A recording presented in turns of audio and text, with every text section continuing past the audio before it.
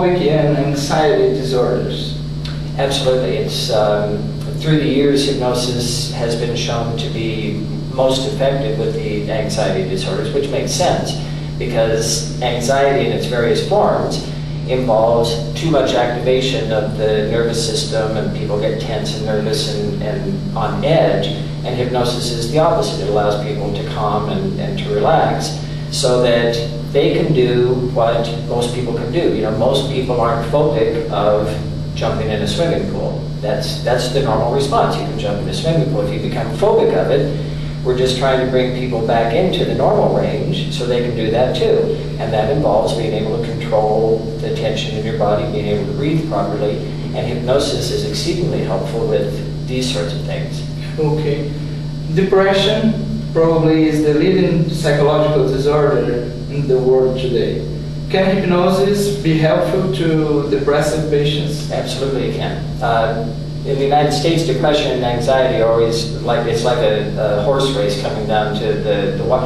Depression 1 year is the number one, anxiety is 1 year the number one, so the two are really common. And there are very few depressed patients that don't have some anxiety, and there are very few anxiety patients that don't, so the two are commingled a lot also.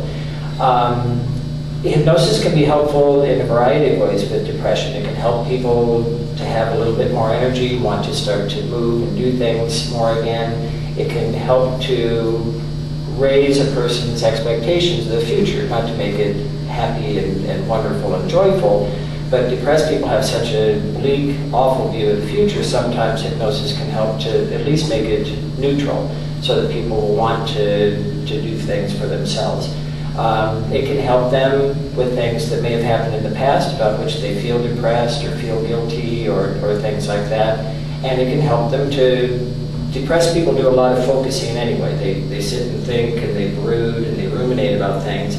Sometimes you can actually utilize that skill that a depressed person has. We don't really think of it as a skill, but it can be utilized as a skill so that people can then focus in hypnosis on something different, better possibilities for their life.